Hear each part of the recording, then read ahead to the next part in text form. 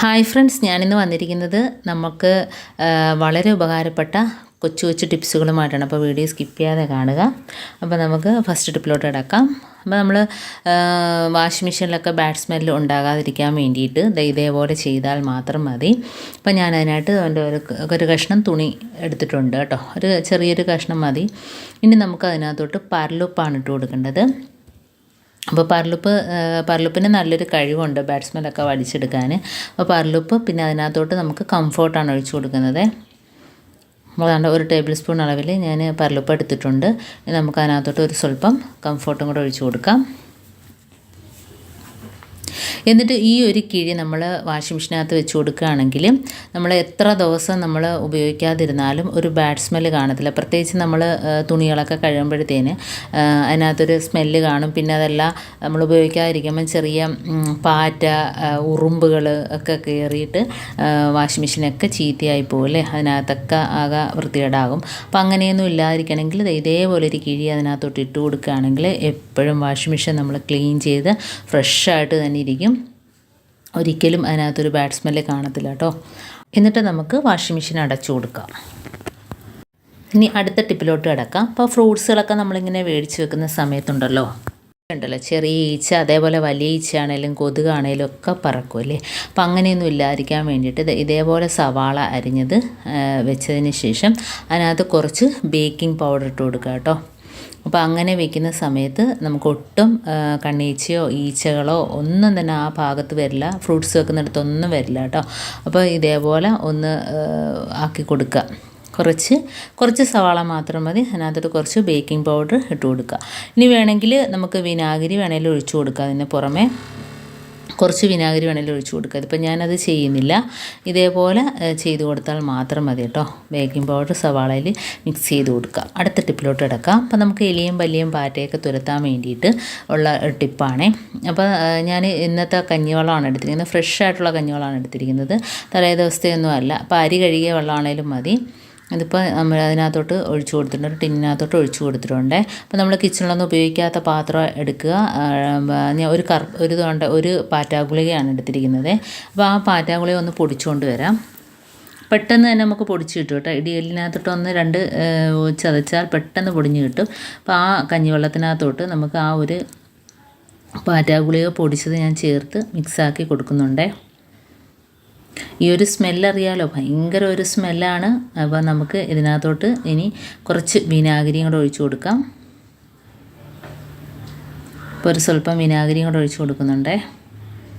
വിനാഗിരി കൂടിയാലും പ്രശ്നമൊന്നുമില്ല. അപ്പോൾ വിനാഗിരിയും അതേപോലെ തന്നെ പാറ്റാഗുളികയും കഞ്ഞിവെള്ളവും സൂപ്പറാണ്.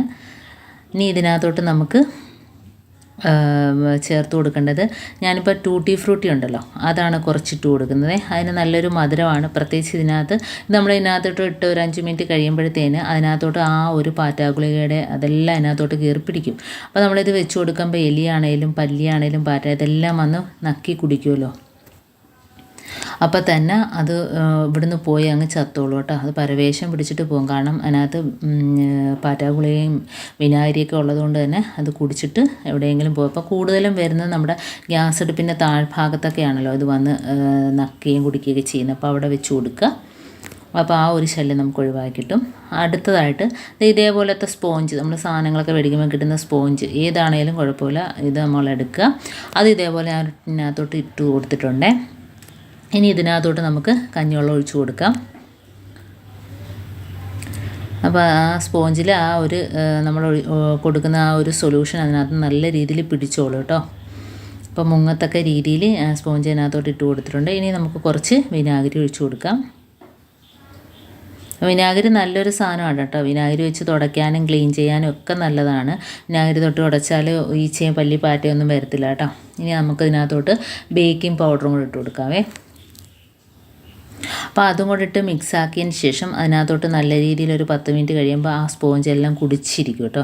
അതിന് ശേഷം നമ്മളെ കിച്ചണിലൊക്കെ പല്ലിയൊക്കെ വരുന്ന സ്ഥലത്തൊക്കെ ഈ ഒരു സ്പോഞ്ച് വെച്ച് കൊടുക്കുകയാണെങ്കിൽ അത് വന്ന് നക്കിയിട്ട് പിന്നെ ആ ഒരു പരിസരത്തോട്ടോ പല്ലി പാറ്റോ ഒന്നും തന്നെ വരില്ല. കാരണം ഇതിൻ്റെ ഒരു സ്മെല്ല് അതിന് ഒട്ടും ഇഷ്ടമല്ലാത്തൊരു സാധനമാണ്. അപ്പോൾ ഈ സ്പോഞ്ച് ഇതേപോലെ നമുക്ക് കിച്ചണിലൊക്കെ വെച്ച് കൊടുക്കാം. കിച്ചണിലാണെങ്കിലും കബോർഡിലാണെങ്കിലും ഒക്കെ വെച്ച് കൊടുക്കാം കേട്ടോ.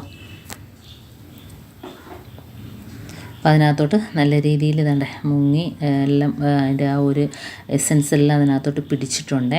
ഇനി നമുക്ക് ഇതേപോലെ തന്നെ നമ്മുടെ കിച്ചൻ്റെ ഗ്യാസ് അടുപ്പിൻ്റെ മുകൾ ഭാഗത്ത് അതേപോലെ എവിടെയൊക്കെയാണോ അവിടെയൊക്കെ കൊണ്ടുവച്ച് കൊടുക്കുക. പ്രത്യേകിച്ച് രാത്രി സമയത്ത് ഇതുപോലെ വെച്ച് കൊടുക്കുകയാണെങ്കിൽ നമുക്ക് ആ ഭാഗത്തൊന്നും പല്ലിയോ പാറ്റോ ഒന്നും തന്നെ വരില്ല. അടുത്ത ടിപ്പ് അതേപോലെ തന്നെ സവാള അരിയുമ്പോഴത്തേന് കണ്ണെരിയുന്നവർ ഒരുപാട് പേരുണ്ടല്ലേ. കണ്ണെരിയാതിരിക്കത്തില്ല, കാരണം നല്ല എരിവുള്ള സവാളയൊക്കെ കാണും. അപ്പോൾ അതിൽ നമ്മൾ ഇതേപോലെ അരിയുമ്പോഴത്തേന് ഇടയ്ക്ക് നമ്മുടെ ആ കത്തിയിൽ ചെറിയതായിട്ട് വെളിച്ചെണ്ണ തേച്ച് കൊടുക്കുക.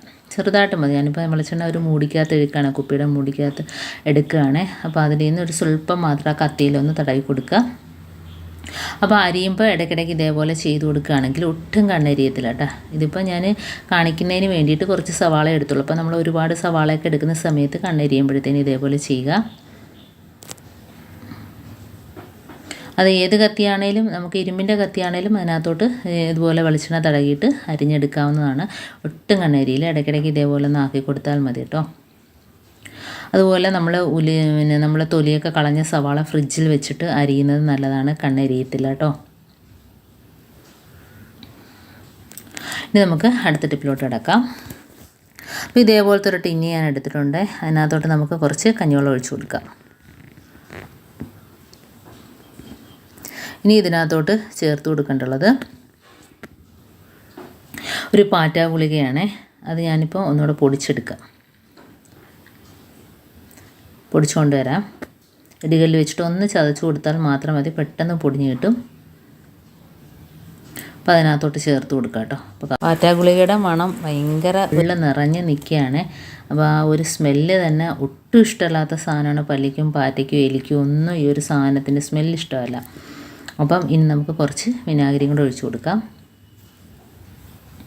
ഇപ്പോൾ നല്ലോണം ഒന്ന് മിക്സാക്കി കൊടുക്കുക കേട്ടോ. വിനാഗിരിയും അതേ പാറ്റാ ഗുളികയും മിക്സാക്കി കൊടുക്കുക.